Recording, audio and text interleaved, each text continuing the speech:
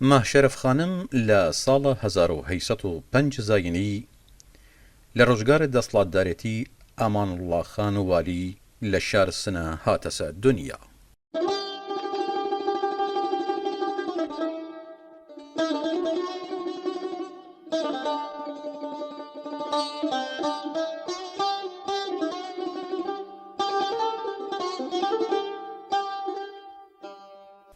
هەر لە مناڵیەوە لە لای باوگی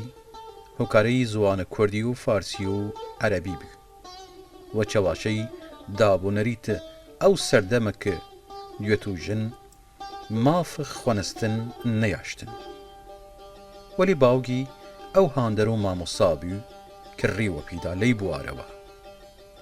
فرەوە پینەکی کەی شۆڕەژنە وە توانا و بلیمەتە شەکەت نەناسە لە ناو جەرگەی ئەدەب و هونەر سەردەرکرد و چیە ناو ڕێز شاعرەیل و نووسەرەیلەوە. ئەی خانمە پایە بەرزە لە داوانپاکی و ئاشپەزی و ماڵداری ناوبانگی جوانی دەرکرد و بووە سەر مەشقە گوێتەیل و ژنەی لە کورد و ناوی لە مێژوو ڕا هەمیشە مەندەوە. ماه شەرەف خانم کە نازناوە شێری مەستورە ڕاخۆی هەڵوژان وە کەڵک وەرگرتن لە زەوق و ئیحساسش سروشتی خۆی فرێک لە شارێلی وە فارسی داناس. مەستورە توێنەسگە لە قاڵب قەسیدە و غەزەریش وەل شاعرەیل و نووسەرەیل وەخت و سەردەمە خۆی هامشوو بیاشتەوە وە شێرە ئاڵشکردن وەل یەکا بنیشتن و وەل بڕێکیش لەریان جەنگە شعر داشتگە کە لەوانەیش توێنیم والیە هەوێگەی خۆی کە شاعرێک توانابی و ناو بۆیم جوو دیاری.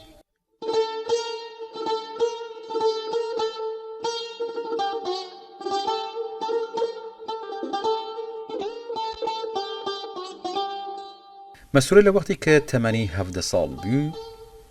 وە زۆر و فشار لە خسرەوخان کوڕ ئەمانوڵڵا خان گەورە مارە کریەیک.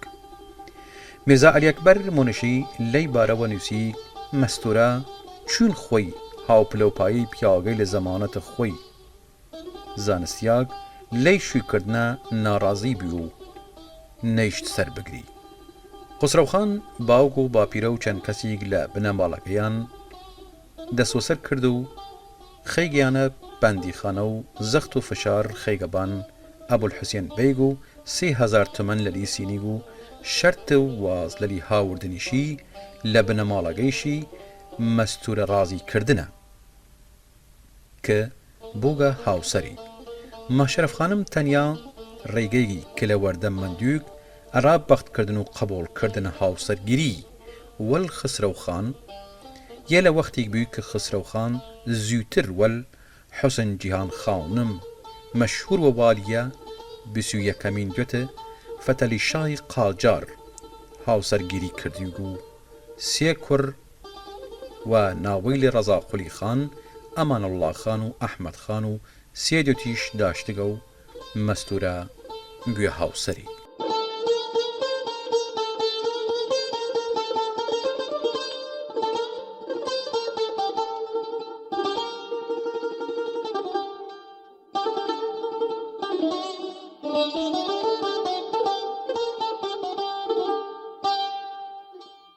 مەستورە زۆرەمە وەختەی لە خۆی وە خوێندنەوە و داناینی شێر و میژ و نووسانن تەرخان کرد چون خسرەوخان خۆی شاعر بوو و مەستورە ڕائی کارە هاندیاگ و یاریدەری بوو تا کەمکەمە دڵم مەستورەوە دەست هاورد و خۆشەویستی خسرەوخان لە دڵم مەستورە جی خۆی کردەوە. مەستورە لە بینی شاعری لە فارسی زوان وەل یەغمای جەندیقی لە ناو شاعری لە کورد نووسیش وەل سەید عەبدوڕەحیم مەولەوی سەرڕشتە داشت. حەکیم مەلا ساڵح لەی بارەوە نووساگە مەستورە هیچ وەختێک شعر وە زوانە کوردی نەبوتگە. یەکێک لەو بەڵگەریشە ئەوەسە کە لە نوسخەی دەستنووسی شێرەی لە ئەو کە لە شاعر سنە وە دەست هاتنە شێری کە وە زوانە کوردی نووسایك وەدی نەکریاگە و نسبەت داینی شێری شاعرێک وە شاعرێک ترەوە هەڵەیەک یەکجار گەورەسە و دیاردەیەک ناشرینە لە مێژوو نووسریەک و نیەکوشێگەوە.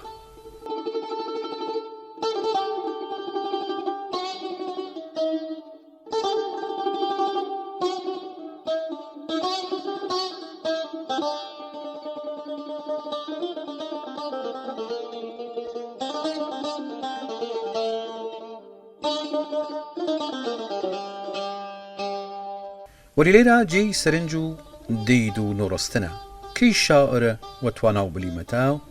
إحساس جموجول درا أراتش وزوان داولگی شعر نوتکو إحساس خوی در نخستگا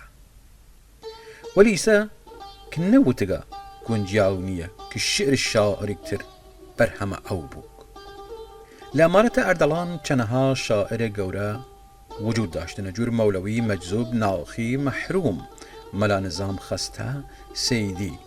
ميرزا عبدالقادر باوي و شاعري لتر كگشتيانا لا زمان مستور جيانو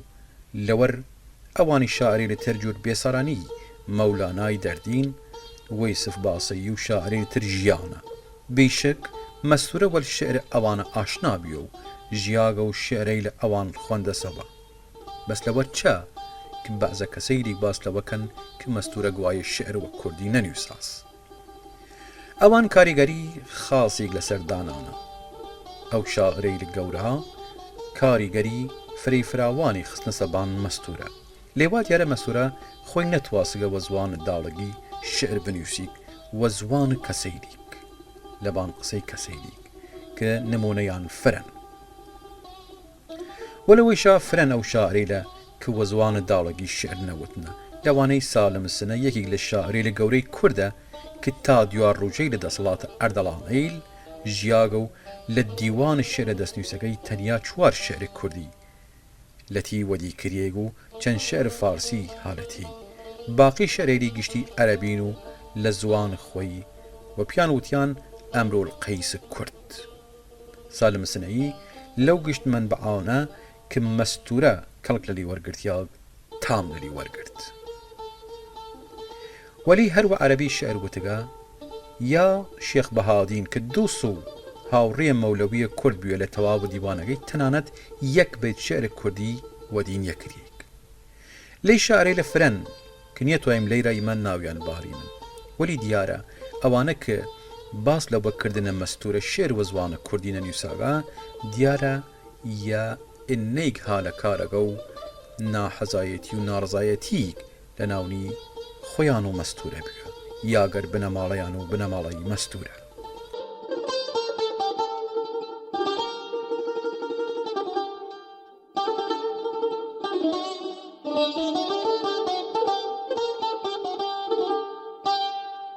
مستورة لسي بوار الشاعري كار كردگا لسي بوار النوسري كار كردگا لسي بوار ميجوي كار كردگا كهر يكيكو لقيق للي بيا بيا إبر هميلة پیشکش کرد و هنر دوستی لخوی دیوان الشعر و زوان فارسی که زیاتر ل20,000 بیت بی میجوا اردلان عقاید مستورة ولو يشال يكي للشعريلي وغزل وباس كيقوشي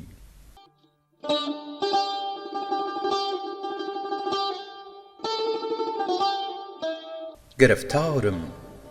و ناز چاوگان مست فتانت زخم دارم و تیر سینه سوز نیش مژگانت و تال پرچم اگری جیلت غارتم کردی دریک داشتم اویش خستی ناو چال زنخدانت و قربان عاشقیلم رو گشت هات نسا پا پوست منش هاتم بفرمای بکشنم بکنم و قربانت تشکر واجب رامن اگر بمرم و زخمت تو و شرطی کف نگم بیرنید و تای زلف پریشانت لکشتن گردنت آزاد کم اربای سر قورم و روز جمعه بسپارم للای نعش شهیدانت کسی که تو کشتیدهی روز حشر زحمتی نین اگر وک من لئی دنیا سزیاydın لهجرانت همیشه سجدگاهم خاک وردم درانده رقیب روسیه بونیلی برسی دسم و دامانت لشرط هم وفاداری خوت مشهور آفاقی فدای شرط وفاد بم چو پیهاد میل جارانت منم امڕۆ لە مڵک عاشق ناودرەی دەهرم وەڕسم بەندەگی مەستورە وەسە هاتەسە دیوانت بچۆ شکری کە لە دەرانەی پادشای دادوەر کە شوێڵەی ڕۆژە ڕوخسار و واڵی ڕەسیگە کوشک و هەیواونت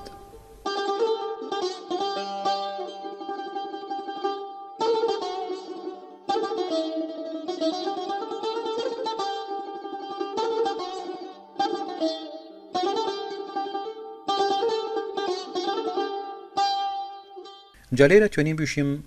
ڕۆژەی لە خۆشی و کامەرانی مەستورە فرەنەکیشە خسرەوخان لە ساڵە وەرجە ئەو تووشن نەخۆشی جگەر هات و دوای 2 مانگ لە تەمەنە 29 ساڵی ماڵاوایی لە دنیا کرد و پەلامارە دەوڵەتە ڕا شاورسنە و باڵبەستکردن ڕەزا قولی خان کوڕە خسرەوخان بنەماڵەی مەستورە لە ڕووی ناچاری و مەجبوریەوە ڕووکردنە ئامارەتە بابان و لە شارە سلێمانی نیشتەجی بووین و لە ئاخر و ئوخورە ئەو ساڵە مەسوورە تووشن نەخۆشی تاعون بی و دەڵە ئەوینداری لە کوتان کەفت و لە تەپەی سەیوان نزیک شارە سلێمانی و خاڵک سپاریە و تا ئیسێش گڵکووە ئەو ژنە بلیمەت و شەکەتینە ناسە جی ئەویندارەی و لایەنگرەی لە هونەر و ئەدەب دۆسەیلە ڕۆحی هەرشاد و هەزاران هەزار سەڵام لە گیان و پاکە مەستورە و گشا ئەرەیل و ڕۆشن هورەیل